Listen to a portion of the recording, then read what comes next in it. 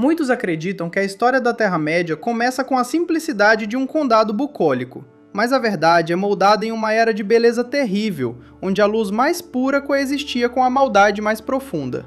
Antes do Sol e da Lua, o mundo era banhado pela glória de árvores divinas, mas os salões de joalheiros e reis, o brilho das joias escondia uma escuridão latente, o desejo humano e élfico de possuir o sagrado. Hoje, vou desvendar como o gênio de Fëanor criou maravilhas inigualáveis, enquanto permitia que o veneno da cobiça e da paranoia corroesse seu coração, desencadeando tragédias que sangrariam o mundo por milênios.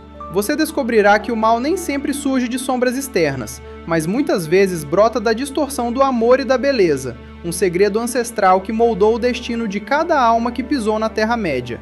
Nesta humilde jornada por crônicas tão vastas, peço que, se estas palavras encontrarem morada em seu coração, deixe o seu rastro de luz através do gostei e junte-se à nossa vigília seguindo o canal, pois é apenas com o seu apoio, como uma estrela solitária no firmamento, que conseguiremos manter viva a chama da sabedoria antiga e continuar a desbravar os vales ocultos desta mitologia sem fim. É fascinante notar que, muito antes do Sol e da Lua marcarem o compasso do tempo, o mundo era acalentado pela glória de Telperion e Laurelin. Em Valinor, a luz não era meramente um fenômeno físico, mas uma presença viva e sagrada que emanava das duas árvores, banhando as colinas de Ama em prata e ouro. Sob esse fulgor imaculado, o intelecto dos elfos floresceu, atingindo seu zênite na figura de Curufínue, mais conhecido como Fëanor, cujo espírito ardia com um fogo que nenhuma sombra parecia capaz de apagar. Contudo, a genialidade de Fëanor era acompanhada por uma sombra crescente de possessividade, um traço tão inerente à natureza humana quanto à élfica, o desejo de aprisionar o que é eterno.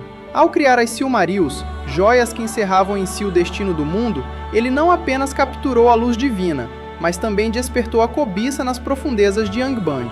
Segundo as crônicas do Silmarillion, enquanto o artífice se isolava em sua paranoia, as mentiras de Melkor agiam como um veneno invisível, transformando a admiração de seus pares em uma discórdia que logo romperia a paz dos deuses. É fascinante notar que nem mesmo a santidade de Valinor estava imune à traição, pois a escuridão absoluta nasceu no coração da luz através da aliança entre Melkor e Ungoliant. No instante em que as duas árvores foram feridas, o mundo conheceu um vazio que as palavras mal podem descrever, uma ausência de esperança que mergulhou os elfos em um desespero ancestral. Para Fëanor, a perda foi tripla: a luz de sua criação, a vida de seu pai e a segurança de seu lar, despertando nele uma fúria que desafiaria a própria vontade dos Valar. Não obstante a gravidade de sua dor, foi o orgulho que ditou seus passos seguintes sob as estrelas frias de Tirion, onde um juramento terrível foi proferido. Ao convocar seus filhos e seu povo para uma perseguição implacável a Morgoth, Fëanor selou um pacto que reflete o perigo das obsessões que consomem o espírito humano, sob o pretexto da justiça. Segundo as crônicas élficas, esse juramento não foi apenas uma promessa de guerra, mas uma corrente invisível que arrastaria toda uma linhagem para tragédias que ainda ecoariam por muitas eras nas terras além-mar. Ao alcançarem as margens de Alqualondë, os Noldor enfrentaram o primeiro grande teste de sua integridade, revelando como a pressa da ambição pode cegar até os mais sábios. Diante da recusa dos Teleri em ceder seus navios, o fogo de Fëanor transbordou em violência, manchando o mármore branco com o sangue de seus próprios irmãos. Este trágico episódio, conhecido como o primeiro fratricídio, serve como um espelho sombrio das escolhas humanas, o momento em que os meios justificam os fins, sacrificando a inocência no altar de um objetivo maior. Não obstante o massacre, a travessia para a Terra-média exigiu um tributo ainda mais amargo daqueles que foram abandonados por Fëanor nas terras gélidas do norte. Liderados por Fingolfin, os elfos restantes atravessaram o El-Caraxë, o gelo rangente que tudo devora, em uma marcha de sofrimento e resiliência sem paralelos na mitologia. Como narrado nas crônicas antigas, cada passo sobre o gelo era um ato de purificação pelo sacrifício, transformando o rancor em uma vontade inabalável de enfrentar o inimigo escuro, enquanto as velas dos navios roubados já ardiam em chamas no horizonte de Losgar.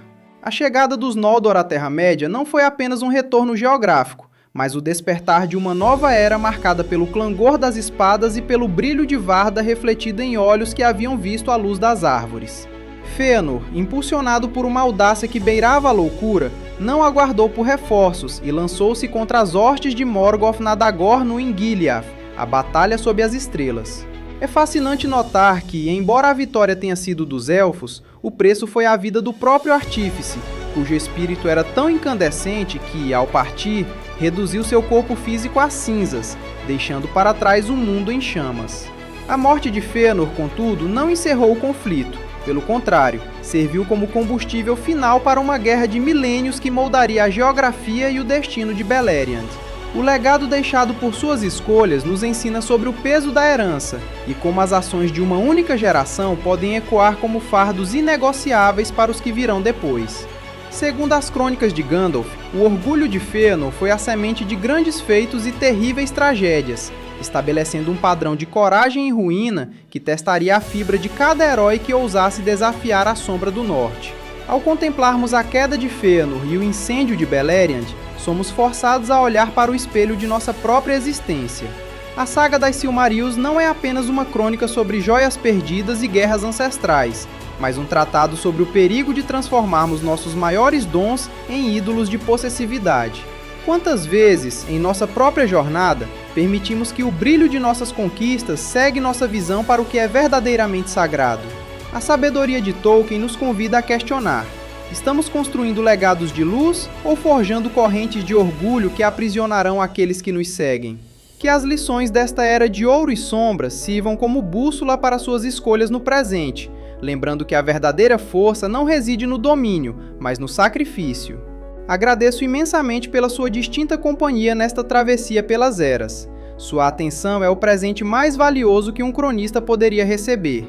Se este relato trouxe algum brilho aos seus pensamentos, peço gentilmente que, como quem planta uma semente de esperança em solo fértil, inscreva-se e deixe o seu carinho no vídeo.